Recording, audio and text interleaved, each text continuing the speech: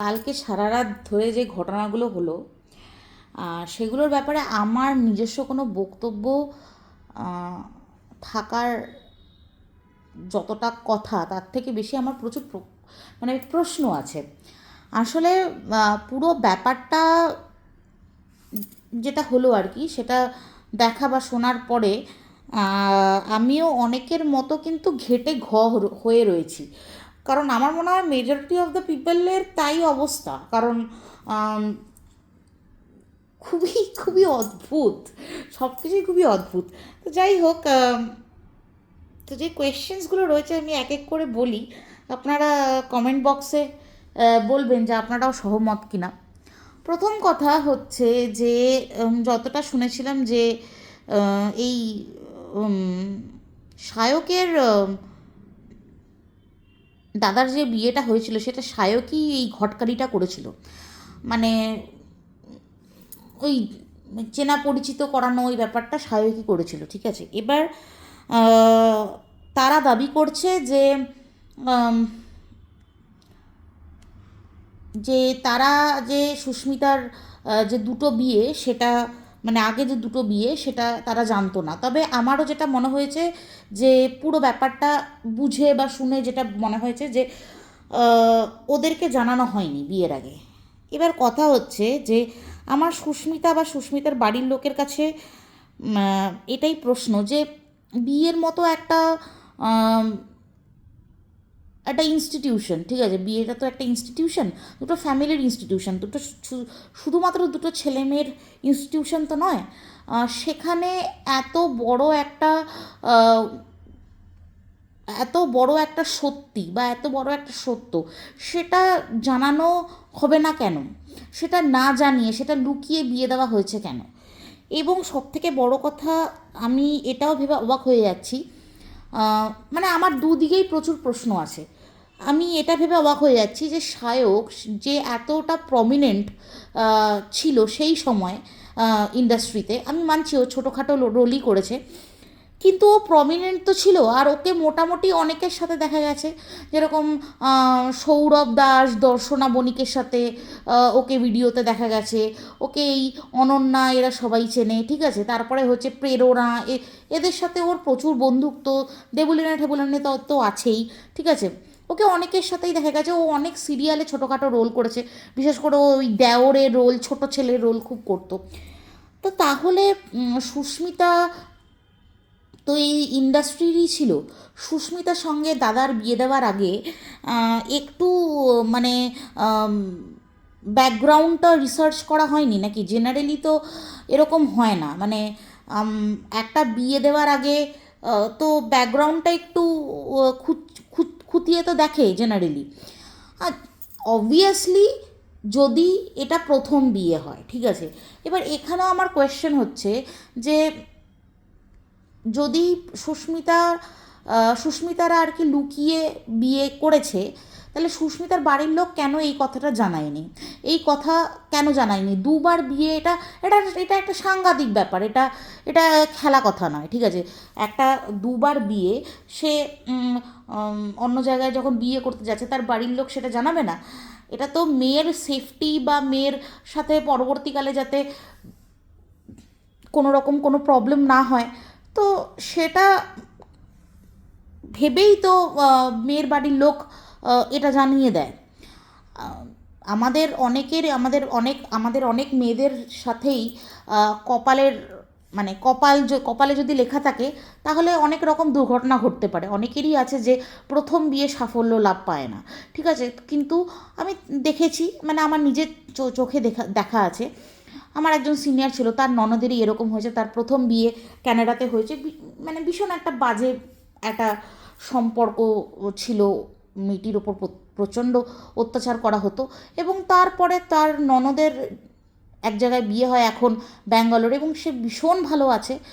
এগুলো তো কপালের ফের, এগুলো হতেই পারে। কিন্তু আম, আমার সিনিয়রের পুরো বাড়ি, মানে শ্বশুর বাড়ি আর কি, আহ, সে তো সব কথা ছেলের বাড়িতে জানিয়ে সব কিছু, মানে দু তরফে সব কিছু ডিসকাশন হওয়ার পরে, সব কিছু জানানোর পরে দুদিকেই সম্মতি ছিল বলেই বিয়েটা হয়েছে। এবং আপনারা ভাবতে পারবেন না যে যার সাথে বিয়ে হয়েছে সে একা মাত্র ছেলে। যখন বিয়েটা হয় তখন তার বাবার মানে ছেলেটির বাবার হচ্ছে খুব মানে একটা ক্রিটিক্যাল সিচুয়েশন ছিল। উনি অ্যালজাইমারের পেশেন্ট ছিলেন, তো একটু ক্রিটিক্যাল সিচুয়েশন ছিল।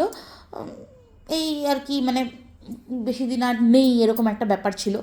কিন্তু তারপরেও সব কিছু জানানো, তারপরে ইভেন আমার সিনিয়র আর তার হাজব্যান্ড গিয়ে ব্যাঙ্গালোরে দেখে এসছে, সব কিছু খোঁজ খবর করে এসছে, তারপরে আমরা আহ, তারপরে হচ্ছে তারা হচ্ছে কোনো রকম ডিসিশনে পৌঁছেছে। এবং তারাও নিজেদের তরফ থেকে কিছু লোকায়নি, এবং ছেলের বাড়ি তো লোকানোর কোনো মানে কোনো কথাই আসে না, কারণ ছেলের এটা ফার্স্ট বিয়ে ছিল। সিমিলারলি আমার বোনের জন্য যখন এখন খোঁজাখুঁজি চলছে, এরকমই একটা ছেলের প্রস্তাব এসেছিলো ব্যাঙ্গালোরে, এবং ভীষণ একটা কি বলবো, মানে ভীষণ একটা হাইফাই একটা ছেলের প্রপোজাল এসেছিলো। মানে আমরা তো মিডল ক্লাস ফ্যামিলি, তো আমরা একটু হাইফাই ছেলের প্রপোজাল দেখলে আমরা মানে অনেক চিন্তা মানে আগে আসে মাথায়। মানে তার এমন একটা সিচুয়েশন সে বলেছিল, তার এমন অবস্থা আর কি, সে বলেছিল যে তার ব্যাঙ্গালোরে কান্ট্রি সাইডে মানে কোটি কোটি টাকার তার জমি কেনা রয়েছে, তারপরে হচ্ছে তার দুটো তিনটে হচ্ছে তার বাড়ি রয়েছে, ফ্ল্যাট রয়েছে, বাংলো রয়েছে, এরকম একটা সে তার আর কি আর্থিক অবস্থা। এবং আমার খুব অবাক লাগছিল যে মানে কেন হট করে আমাদের বাড়ির মেয়েই কেন, ঠিক আছে, মানে আমরা ঠিক আছে মোটামুটি, কিন্তু আমরা এতটাও এক্সপেক্ট করি না। আর কেনই বা করব, মানে আমরা তো জানি যে সম্পর্ক সমানে সমানে হয়, ঠিক আছে। যেরকম আমার বিয়ে হয়েছে, আমার শ্বশুরমশাই হচ্ছে স্কুল টিচার ছিলেন, আমার শাশুড়ি মা স্কুল টিচার, তো এরকমই সমানে সমানে বিয়ে হয়। আমার আমার বরের একটু বেশি একটু কেত, ঠিক আছে, তো যে সে একটুখানি পড়াশোনা করেছিল, তাই জন্য হয়তো এখন একটা খুব ভালো চাকরি করে, সেটা একটা আলাদা ব্যাপার। কিন্তু কিন্তু ব্যাপারটা হচ্ছে যে মানে ফ্যামিলি ব্যাকগ্রাউন্ডটা মোটামুটি এক। আমার বাবা রেলে চাকরি করতেন, আর আমার শ্বশুরমশাই হচ্ছে স্কুলের শিক্ষক ছিলেন, তো ব্যাকগ্রাউন্ডটা মোটামুটি এক। আমরা সেরকমই কিন্তু চিন্তাভাবনা করি। এবং তারপরে আমার বোনের জন্য যে সম্বন্ধটা এসেছিলো, তারপরে আমরা খুঁটিয়ে অনেক কিছু দেখার চেষ্টা করি, মানে খোঁজ খবর নেওয়া শুরু করি, ইনভেস্টিগেট করা শুরু করি। আর আমার বর এইসব ব্যাপারে খুব ভালো ইনভেস্টিগেট, মানে খুব ভালো করতে পারে। তারপরে আমি ও তাদের লিঙ্কডইন, সেই ছেলেটির লিঙ্কডইন প্রোফাইল বা তার মানে নানান জায়গা থেকে খোঁজ খবর করা, অনেক কিছু আমরা করেছিলাম। এবং সেটা জানতে পারি যে তাদের একটা ফ্যামিলি একটা কিছু ডিসপিউট আছে, যে তার বাবা খুন হয়, মায়ের কোনো একটা অন্য একটা ব্যাপার ছিল, এরকম একটা ব্যাপার ছিল। এইসব দেখে তারপরে আমরা আর ওই দিকে যাইনি, ঠিক আছে। তো তো ওটাই একটা ব্যাপার যে আমরা তো মোটামুটি ব্যাকগ্রাউন্ডটা ইনভেস্টিগেট না করে, একটুখানি এদিক ওদিক খোঁজখবর না করে তো আমরা বিয়ে দিই না। সায়কের যেখানে এত কানেকশান, সায়কের ফ্যামিলি যেখানে কলকাতাতে এত বছর ধরে আছে, এবং আমি জানি যে সুস্মিতা হয়তো কোনো একটা গ্রাম থেকে বিলং করে, তবে এরকম তো নয় যে ওয়েস্ট বেঙ্গলের বাইরে, খোঁজখবর তো নেওয়াই যেত। কিন্তু এদের ফ্যামিলিই বা কেন খোঁজখবর নেয়নি, আর সুস্মিতাদের ফ্যামিলিই বা কেন লুকিয়ে বিয়ে দিয়েছে, আমি সেটা জানি না। আর সবথেকে বড় কথা যে যখন সব্যসাচীদের ফ্যামিলি জানতে পারলো যে এই মেয়েটি আমাকে লুকিয়ে বিয়ে করেছে, বা তাদের ফ্যামিলি আমাকে লুকিয়ে এই মেয়েটির সাথে বিয়ে দিয়েছে, তখনই কেন ফ্রডের কেস করেনি সব্যসাচী বা সায়কের ফ্যামিলি, ঠিক আছে। এবার অনেকেই বলছে যে সুস্মিতা যদি এইগুলো সহ্য করেছে, তাহলে তো সে দোষী। সে কেন তখনই যখন ওর উপরেই অত্যাচার হতো, মানে এই সেক্স রিলেটেড এই ধরনের ফ্যান্টাসিজ যখন ওর পছন্দ ছিল না, তখনই ও কেন পুলিশের কাছে যায়নি? সেম বক্তব্য তো আমার এখানেও আসে যে যদি সব্যসাচীদের ফ্যামিলি জানতে পেরেছে যে তাদেরকে মিথ্যে কথা বলে বা তাদেরকে লুকিয়ে বিয়ে দেওয়া হয়েছে, তাহলে তারা কেন প্রশাসনের সাহায্য নেয়নি? এবং একই রকমভাবে সুস্মিতার কাছেও প্রশ্ন যে তোমরা মানে তুমি তো বাচ্চা নও, তোমার 36 বছর বয়স, আর তুমি ধরো 2 বছর আগে তুমি ওই সংসারে ছিলে, তাহলে তোমার তো এমন কিছু কম বয়স নয়, তোমার তো 30-এর ঊর্ধ্বেই বয়স ছিল, তোমার তো এইটা মানে এটা তো কারোর বোধগম্য হচ্ছে না যে যে তুমি এক জায়গায় থেকে অত্যাচারিত হচ্ছ, এবং সে যে কোনোভাবেই অত্যাচারিত হও না কেন, ফিজিক্যালি হ্যারেসড হও কি মেন্টালি হ্যারেসড হও, তুমি কোথাও না কোথাও টর্চার্ড হচ্ছ, অত্যাচারিত হচ্ছ, সেটা তুমি কেন প্রশাসনকে জানাওনি? তুমি এতদিন চুপ ছিলে কেন? তার মানে নিশ্চয়ই তোমাদের দুটো ফ্যামিলির মধ্যেই অনেক ঘোটালা রয়েছে, ঠিক আছে? এবং তার পরের কথা সেটা হচ্ছে যে ব্যাংক ডিটেলস দেখে কিন্তু কিছু বোঝা যায় না, ঠিক আছে? এরকম হতেই পারে যে সব্যসাচী এককালীন অনেক টাকা পাঠিয়েছে এবং তুমি তার খরচা দিয়েছো, কারণ ট্রানজ্যাকশানের যে ডিটেলসটা তুমি দিয়েছো সেই ট্রানজ্যাকশানের ডিটেলসটা দেখে কিন্তু মনে হচ্ছে না যে এটা কোনো ব্যাংকের স্টেটমেন্ট, এটা কিন্তু মনে হচ্ছে যে একটা এক্সেল ফাইলে জাস্ট ওটাকে মডিফাই করে বসানো হয়েছে বা তৈরি করা একটা ব্যাপার, ঠিক আছে? তো ওই ট্রানজ্যাকশন ডিটেলস দেখে কিছু বোঝা যায় না, এবং ইভেন ব্যাংক স্টেটমেন্ট দেখেও তুমি ধরতে পারবে না, কারণ তো এটা এটা তো তুমি মানে কি বলবো, গত 5 বছরের ব্যাংক ডিটেলস তুমি দিচ্ছ না, তাহলে হয়তো বোঝা যেত যে সব্যসাচী তোমাকে এককালীন কোনো টাকা দিয়েছে কি না, এবং সেটা তুমি মানে আস্তে আস্তে বা মানে এক একটা অ্যামাউন্ট তুমি দিয়েছো কি না, এরকম হতেই পারে। যেরকম আমার বাবা এখনও অবধি আমার মাকে পুরো টাকা, পেনশনের পুরো টাকা তুলে দেয়, এবং সারা জীবনই তাই করেছে, যে পুরো মায়নার টাকাটা আমার মায়ের হাতে দিত এবং মা তারপরে খরচা করতো। তো সেখানে তো এখন যখন এটা মানে ব্যাংক সিস্টেম হয়ে গেছে বা ইউপিআই পেমেন্টের সিস্টেম হয়ে গেছে, এখন তো এইটা দিয়ে কিছু প্রমাণই হয় না। সংসার করতে গেলে এবং শুধু তাই নয়, সংসার করতে গেলে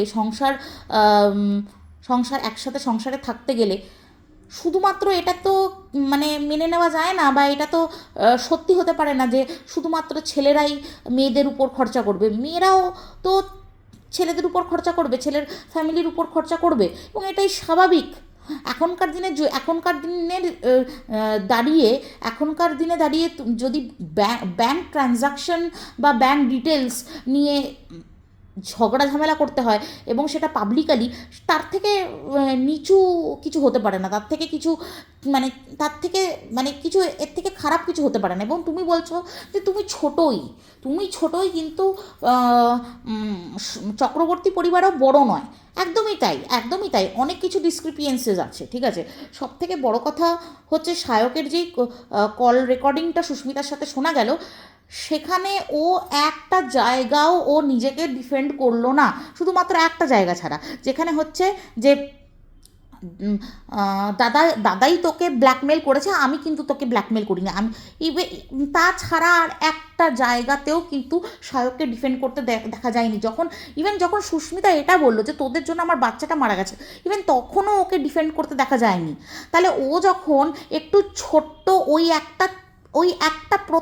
একটা পোস্ট, যেখানে সুস্মিতা বলেছে যে আমার মানে মা হওয়ার শখ ছিল তাই জন্য বিয়ে করেছি, সেটাতে তুমি ইনস্টিগেট হয়ে গিয়ে তুমি 2-3টে পোস্ট দিতে পারলে, তাহলে তুমি নিজেকে ডিফেন্ড করার সময় তোমার তখন বুলি ফুটছিল না? নাকি তখন খুব স্ট্রেসড হয়ে গেছিলে? যেরকম তুমি ওই কিছুদিন আগে যে সমালোচনাতে তুমি খুব স্ট্রেসড হয়ে গিয়ে তুমি অনেক কিছু বলে ফেলেছো, সেরকম তুমি আজকের দিনে খুব স্ট্রেসড হয়ে গেছো। মানে লোকজনকে কি তোমরা মানে কী ভাবো? লোকজন মানে গণমাধ্যমে তোমরা প্রত্যেক দিন এই ড্রামাগুলো করবে, আর জনসাধারণ কি মানে কি মুখে কি ঘাস দিয়ে চলে নাকি? মানে কি ভাবো কি? এক একজন আমরা সি কপালে লাগিয়ে আমরা ঘুরে বেড়াচ্ছি। আর সব থেকে বড় কথা, আমি এটা আরও ভেবে অবাক হয়ে যাচ্ছি যে এরা কোনো কোনো সময় এরা স্বাভাবিক একটা স্বামী স্ত্রীর সম্পর্কে ছিল, এরা এত নোংরা দুজনের ব্যাপারে বলছে, এত নোংরা। আর সুস্মিতা, মানে তুমি যেগুলো বলছো সেগুলো খুবই মানে মানে খুবই লজিক্যাল। তোমাকে তোমার স্বামী বলল যে তুই চলে যা অন্য কারোর কাছে, ও তার কাছে গিয়ে শুয়ে তুই আমার জন্য গিফট নিয়ে আয়, and you are so innocent to obey that. You are so bloody innocent to obey that. And you don't have your own mind and own brain to think about it. তুমি এতটাই naive, you are saying that you are so naive to understand that okay this man is exploiting me. I mean really, does it making any sense at all? তুমি একটা 30 ঊর্ধ্ব একটা মহিলা, আর তুমি এটা বুঝতে পারছো না যে তোমার বর তোমাকে বেচে দিচ্ছে বা বর তোমাকে এক্সপ্লয়েট করছে, অন্য কারোর কাছে শুয়ে গিয়ে তার জন্য গিফট নিয়ে আসতে বলছে, and you are validating that. এখানে এসে তুমি সেটাকে ভ্যালিডেট করছো, এটা বলে যে আমি প্রচণ্ড ভালোবাসতাম, এটা ভালোবাসা বলে? আমার মনে হয় না যে কোনো পাস্টে যাই হয়ে যাক না কেন, পাস্টে যেটাই হয়ে যাক না কেন, আমার মনে হয় না যে কোনো স্বামী এই ধরনের প্রস্তাব তার জীবন সঙ্গিনীকে দিতে পারে। এই ধরনের প্রস্তাব কোনো স্বামী তার স্ত্রীকে দিতে পারে, আমার তো এটা মনে হয় না।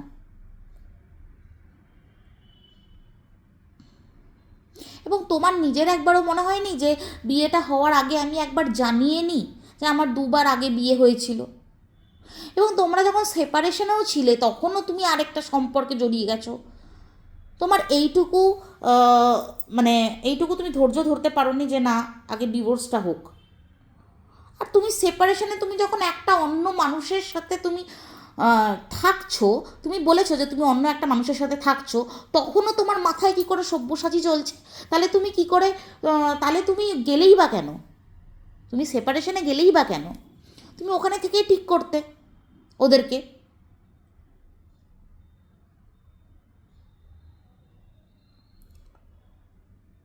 দেখো, ফাইন্যান্সিয়াল ট্রানজ্যাকশান বা তোমাদের ইএমআই এই ব্যাপারগুলো কে সত্যি বলছে কে মিথ্যে বলছে এটা কোনো দিন এইখানে প্রুভ হবে না, কারণ তোমরা প্রচণ্ড চালাক। তোমরা রায়তাগুলো এখানে ফেলাও আর তারপরে তোমরা বলো যে আমরা প্রুফ দেবো হচ্ছে কোর্টে।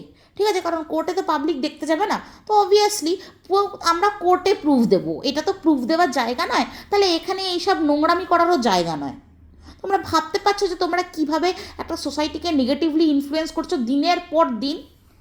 তোমরা রিলিজিয়াস বৈষম্য নিয়ে আসবে, কখনো তোমরা রিলিজিয়াস বৈষম্য নিয়ে আসবে, কখনো তোমরা বলবে যে আপনার ধর্ম কি, আপনার ধর্ম একজনের ধর্ম জিজ্ঞাসা করে তাকে কিছু কিছু এমন কিছু খাওয়ানোর কথা বলবে যেটা হচ্ছে একটা মানুষ কেন হাজার হাজার মানুষ ইনস্টিগেট হতে পারে।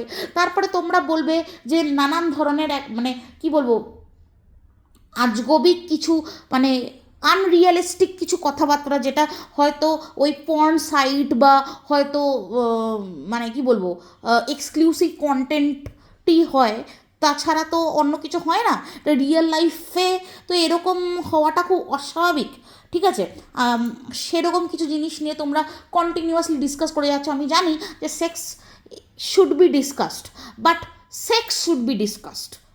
তার মানে এটা নয় যে তোমাদের কোনো রকম কোনো ফিল্দি অ্যান্ড আনরিয়ালিস্টিক কিছু কিছু ফ্যান্টাসিজ, আর যেটার সাথে কোনো রকম কোনোভাবে সেক্সটা কতটা ইম্পর্টেন্ট, হ্যাঁ আজকের দিনে দাঁড়িয়ে সেটা কতটা ইম্পর্টেন্ট সেটা কোনোভাবে রিলেট নয়, সেটা তোমরা ডিসকাস করছো।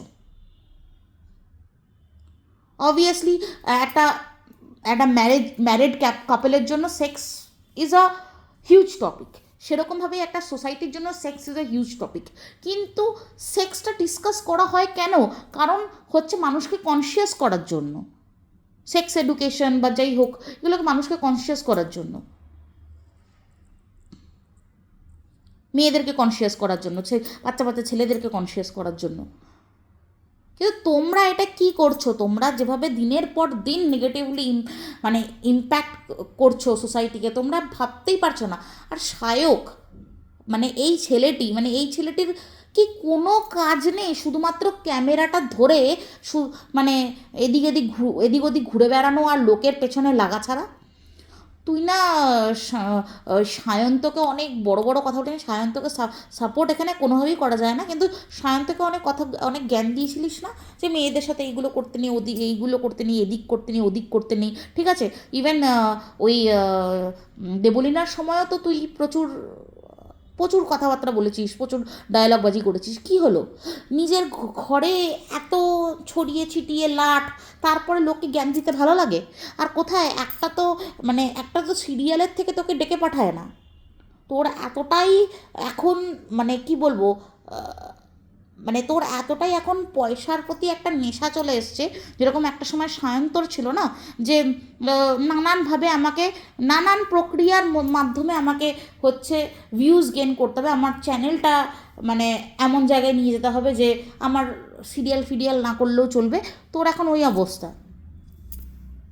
কিন্তু তোরা যেগুলো করছিস সেগুলো জাস্ট ফিল্ড, ঠিক আছে? আমি জানি না লোকজন তোদেরকে বয়কট কেন করে না। তোদেরকে টোটাল বয়কট করা উচিত। আর সব্যসাচী এত ইনোসেন্ট একটা ফেস নিয়ে, হ্যাঁ, এটা খুব একটা একটা খুব ইন্টেলেকচুয়াল একটা ব্যাপার, ঠিক আছে?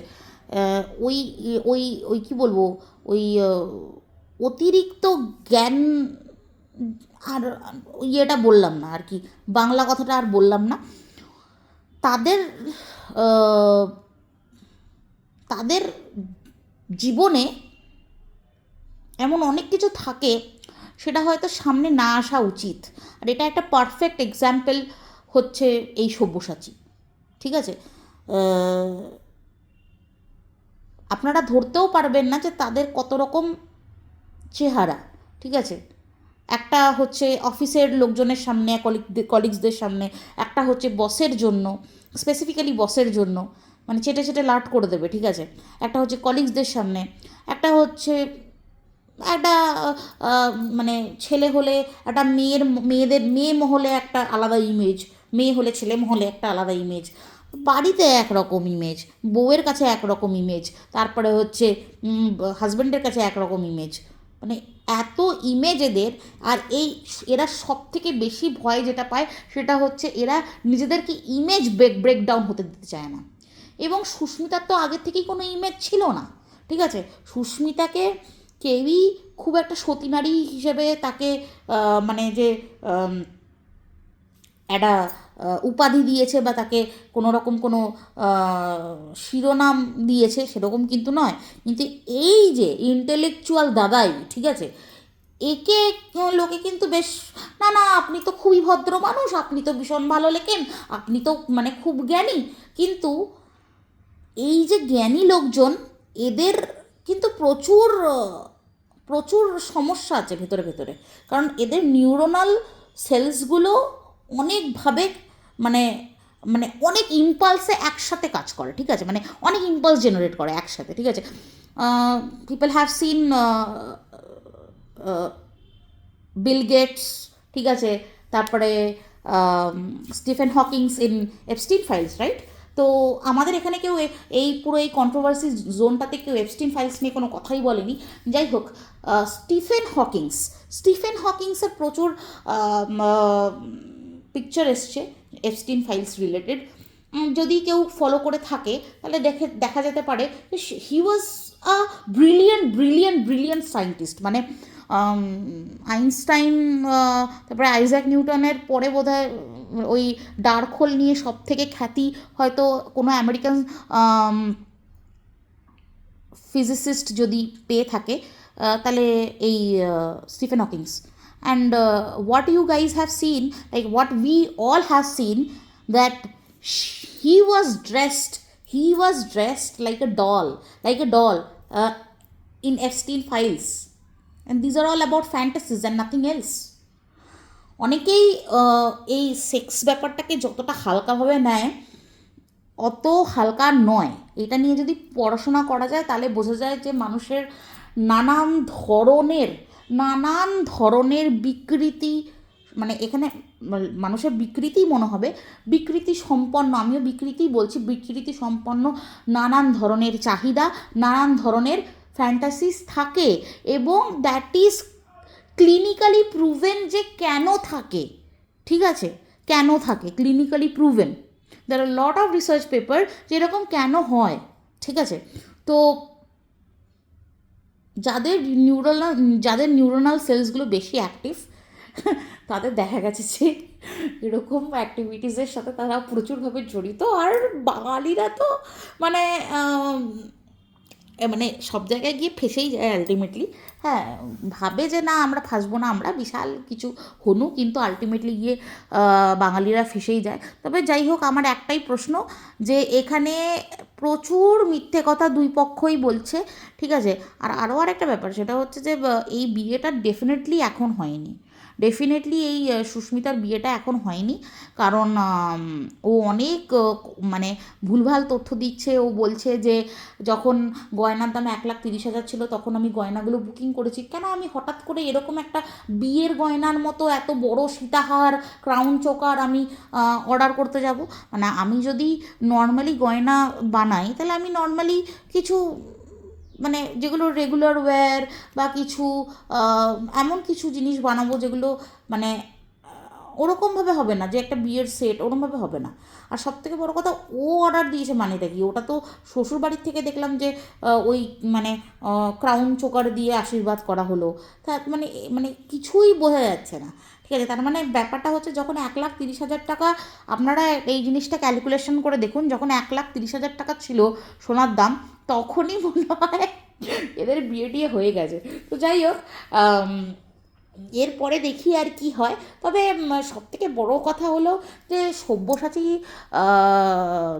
এই দাদাই, ঠিক আছে, ইন্টেলেকচুয়াল দাদাই, একে আমার খুব একটা সুবিধার মনে হচ্ছে না। কারণ যখনই দেখলো যে নিজের মানে প্রচুর আহ, প্রচুর এমন সিক্রেট যেগুলো বাইরে আসা উচিত নয়, সেগুলো যখন বাইরে চলে এসেছে, তখনই ওর নামে উল্টো দিয়ে দিল যে ফ্যান্টাসিসগুলো ওর, আর যদি না পূরণ করতে দিতাম তাহলে সেটা তাহলে সে অন্য কারোর কাছে চলে যেত। এবং আমার মনে হয় যে দুজনেরই এরকম ফ্যান্টাসিস আছে, আর তার জন্যেই they have chosen each other, ঠিক আছে। তো সেটা ফ্যান্টাসিস থাকাটা কোনো রকম কোনো প্রবলেমেটিক নয়, বাট এইটা জায়গা নয় এগুলো আলোচনা করা। তার জন্য সেক্সোলজিস্ট আছে, you guys can go to sexologist and like spend hours and discuss about it. হ্যাঁ, সেটা করা উচিত ছিল বিয়েটা ভাঙার আগে। হ্যাঁ, ম্যারেজ কাউন্সিলারের কাছে যাওয়া উচিত ছিল, সেক্সোলজিস্টের কাছে যাওয়া উচিত ছিল। অ্যান্ড ইউ গাইজ লাইক পিটারা খোল দো অ্যান্ড লাইক বকবক করো about your whole sex life. Nobody is interested in your nobody interested in your bloody this shit. You have to collect your own shit and just go and talk to someone who is really experienced about it. What can public do? পাবলিকের এখানে কিছু করার নেই, মানুষকে বুঝতে হবে। আর এই গায়ক, তুই প্লিজ লোকের সব জায়গায় কাঠি করাটা বন্ধ কর। হয়ে গেছে, তোকে কেউ পাত্তা দেয় না, তোকে কেউ পাত্তা দেয় না। You are just piece of shit, nothing else. মানে তোর এই চ্যানেলটা, তুই কি ভাবছিস তোর এই চ্যানেলটা দিয়ে তুই মানে নিজেকে একদম বিশাল বড় হনু প্রমাণ করে দিতে পারবি? একটা কাজ জোগাড় কর। যাই হোক, এইটুকুই বলার ছিল। আরও যদি কিছু সামনে আসে তাহলে একটুখানি বলবো। হ্যাঁ, আর আমি জানি আমি অনেক দিন বাদে ভিডিও দিচ্ছি, তো তবুও আপনারা একটুখানি শুনবেন। হ্যাঁ, মানে আমার একটু বেশ মজা লেগেছে ব্যাপারটা। আমি তো কালকে একদম কফি টফি নিয়ে এইগুলো দেখছিলাম, কারণ আমার একটা কাজ মানে আমার টুকটাক কাজ চলছিল, ডেডলাইন আছে একটা। তো যাই হোক, বেশ মজাই লাগছে। মানে এরা আবার ভাবতে অবাক লাগে যে এরা কখনো একটা সম্পর্কের মধ্যে ছিল। আমি একটা জিনিস বুঝি না যে এরা কেনই বা সম্পর্কে যায়। বিয়েটা না করলেই তো পারে পারে আবার এই মেয়েটা আবার বিয়ে করেছে, আবার দুদিন পরে আবার ভাঙবে, আবার কান্নাকাটি করবে, আবার ফলস অ্যালিগেশন দেবে, আবার ব্লেম গেম শুরু করবে। মানে কেন দরকার, কি দরকার ভাই? বিয়ে করিস না, বিয়ে না করেও তো থাকতে পারিস। আর তোর মা হওয়ার জন্য বিয়ে করার দরকার ছিল? মানে এই ধরনের কথাবার্তা বলে নিজেকে ভিকটিম কার্ড আর কত সাজানো যায়? মানে একটা বাচ্চা অ্যাডাপ্ট করা যায় না? তোদের কাছে তো প্রচুর পয়সা, ঠিক আছে, মা হওয়ার জন্য বিয়ে করতে হয়, ছেড়েই দে, অ্যাডাপ্ট করলি না, কিন্তু মা হতে গেলে তো মানে বিয়ে করতে লাগে না। বিয়ে করে আবার বাসটা খাস কেন? নাকি বিয়ে না করলে লোকজনের কাছ থেকে টাকা পয়সা আদায় করা যায় না? এদের মতো পাবলিকদেরকে দেখে লোকজন সম্পর্কে যেতে এবার থেকে ভয় পাবে, ঠিক আছে। অ্যাকচুয়ালি ভয় পায়। আমার পিসির ছেলেটা অনেক দিন হয়ে গেছে, ও চাকরি পেয়ে গেছে, ঠিক আছে। আর ওর মা মানে আমার পিসি অনেক দিন ধরেই বলছে যে বিয়ে কর বিয়ে কর বিয়ে কর, কিন্তু ও বিয়ে করতেই চায় না। আর এরকমও নয় যে ওর কোনো রকম ভালোবাসার মানুষ ওকে ধোকা দিয়ে পালিয়ে গেছে বা এরকম কিছু। ও just totally terrified about everything, বিয়ে করতেই চায় না। আমার বোনেরও এখন এই একই রকম সমস্যা হচ্ছে যে ও চাইছে না। বাট আমার মনে হয় যে বিয়েটা একটা ভীষণ সুন্দর একটা জিনিস, ভীষণ সুন্দর একটা জিনিস। আর সত্যি কথা বলতে যদি একদম কারেক্ট পার্সন পাওয়া যায়, আর তাহলে এর থেকে ভালো কিছু হতে পারে না। কারণ তুমি সব কিছু একলা সামলাতে পারো না। আর তো একটা সময়ের পর মা বাবা তোমার রেসপন্সিবিলিটি হয়ে যায়, আর সেখানে মা বাবার সাথেও তুমি এমন অনেক কিছু শেয়ার করতে পারো না বা তাকে বলতে পারো না যেটা তোমার উপর দিয়ে যাচ্ছে। কিন্তু তোমার একটা পার্টনার থাকলে তুমি তাকে সেগুলো বলতে পারো, তাকে তার থেকে বুদ্ধি নিতে পারো। অনেক জায়গায় এরকম হয় যে মেয়েরা অনেক ইম্পালসিভ হয়, অনেক হঠকারী সিদ্ধান্ত নেয়, কিন্তু সেখানে যেরকম আমার ক্ষেত্রেই হয়, আমি আমি আমি প্রচণ্ড রাগী, আর সেখানে মানে আমার পার্টনার আমাকে অনেকভাবে হ্যান্ডেল করে। ইভেন যখন আমি পিএইচডি করতাম তখন তো আমি এতটা হয়তো ম্যাচিওর ছিলাম না। সেই সময় আমার আমার মেন্টারের সাথে আবার প্রচুর ঝামেলা হতো। মানে আমি আগের দিনও বলেছি যে আমার প্রচুর ঝামেলা হতো, কারণ আমি নিজের মতো কাজ করতে ভালোবাসতাম, মানে নিজের প্রোটোকল, নিজের কারণ আমি জানি যে আমি ভাই সব কিছু ভেরিফাই করেই কাজ করছি, আমার সব কিছু নোটেড ডাউন থাকে। আমি লোকের প্রোটোকলও আমি সেরকমভাবে ফলো করতাম না। তো সেসব দিক দিয়ে আমার প্রচুর ঝামেলা হতো আমার মেন্টারের সাথে। এবং সেসব সময় আমি আমার পাশে দাঁড়ানোর মতো আমার হাজব্যান্ডই ছিল। কারণ মা বাবাকে বললেও মা বাবা হয়তো বুঝবে না, মা বাবা বলবে যে যে হ্যাঁ ওরকম তো হতেই পারে, এই সেই। যাই হোক, একটা আমি তো 10 বছর বাড়ির বাইরে ছিলাম। আমার মনে হয় যে তার জন্য আমার মা বাবার আমার প্রতি মায়াটা একটু কম যতটা হচ্ছে আমার ভাই বোনের প্রতি। কারণ মানে মা বাবা জানে যে এ হ্যান্ডেল করে নিতে পারবে, মানে এটা ওরমভাবে নেওয়ার কিছু নেই। কারণ মানে আমি দেখেছি আমি এবারে যখন আমার শ্বশুরবাড়ি গেছিলাম তখন আমি আমার বোনকে নিয়ে গেছিলাম। তো আমার মা আমার বোনকে ছেড়ে থাকতেই পারছে না। আমার মা তো আমাকে ছেড়ে দিব্যি থাকে, কিন্তু আমার মা আমার বোনকে ছেড়ে থাকতেই পারছে না, দুবেলা ওকে ফোন করছে যে তুই কখন আসবি। মানে এই ব্যাপারটা হয়, কারণ মানে তারাও হচ্ছে আমার বোনের উপর ডিপেন্ডেন্ট। কারণ সে এখন সব কিছু সেই দেখে, বাবার চেক আপ, মায়ের চেক আপ, তো সেই এখন সব কিছু দেখছে। কারণ আমার ভাই হচ্ছে অতটা নয়। তো যাই হোক, মানে অতটাও বোঝে না, ঠিক আছে, এখনও বোঝে না, ওর অনেক বয়স হয়ে গেছে তবুও বোঝে না। মানে কিছু কিছু মানুষ হয় না যে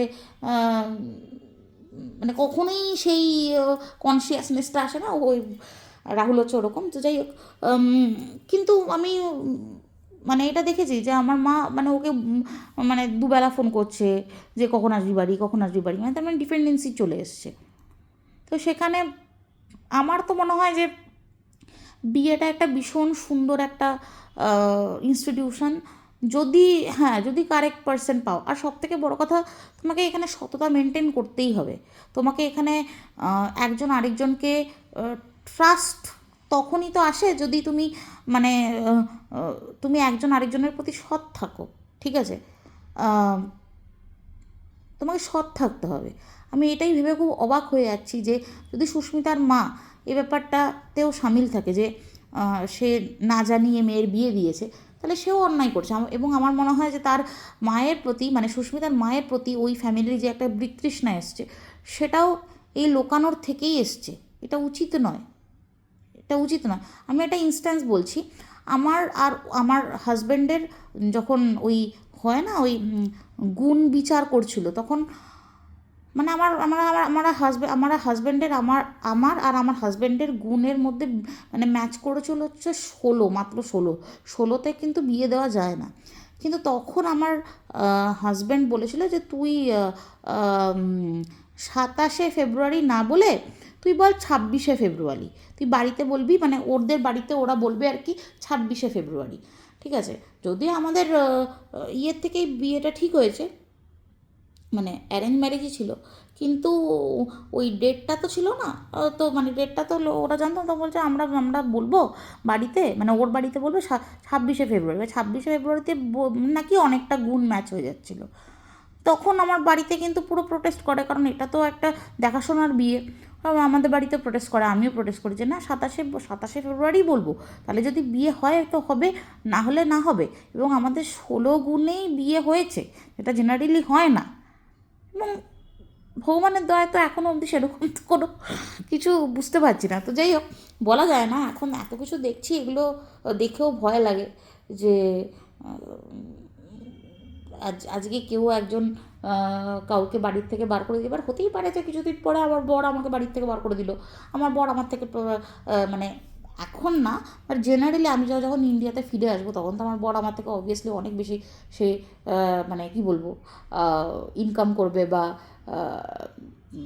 মানে যাই হোক, মানে ইন্ডিয়াতে আমি তো তখন ফ্রেশার, আমাকে আবার করে খুঁজতে হবে এই তো সে তো মানে সে তো অনেক উপরে থাকবে না। সে যদি বলে যে না ভাই তোকে আবার আগে আর তো মানে তুই আর আমার যোগ্য না, ঠিক আছে, এবার আমি আবার আরেকটা এক্সিকিউটিভ ডাইরেক্টর ধরবো বা এরকম কিছু একটা ধরবো, তো তাহলে সমস্যা আছে।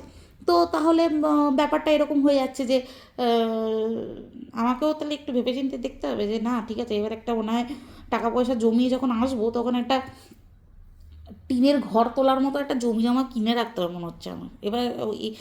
এইসব দেখে আমার ভয় লাগছে, ভাই কোনো দিন যদি বাড়ি থেকে বারটার করে দেয়।